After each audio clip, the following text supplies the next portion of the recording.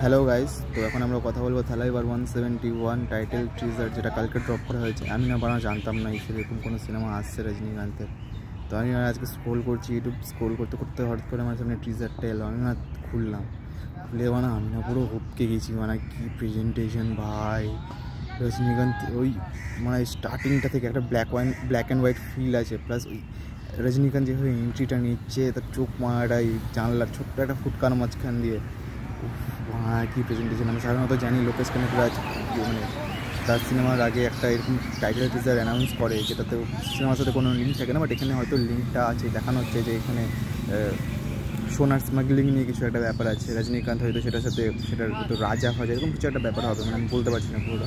But যে টিজারটা নিয়ে বলে, টিজারটা পুরো আগুন, মানে আগুন। ওরা এরকম টিজারে কী করে বানায়! তুমি মাস্টারের টিজারের কথা বলো, তুমি লিওর টিজারের কথা বলো, বাট হ্যাঁ এটা কিন্তু তবে এলসিউয়ের কোনো পার্ট নয়, সেটা নিজে লোকেশ কানাকরাজ বলে দিয়েছে। যদি মানে টিজারটা নিয়ে আলাদাভাবেও বলি, মানে ও হ্যাঁ কী এটা নিয়ে মনে হয় নিজস্ব একটা ইউনিভার্স করা হয়েছে। মানে কী প্রেজেন্টেশন ভাই, কী প্রেজেন্টেশন!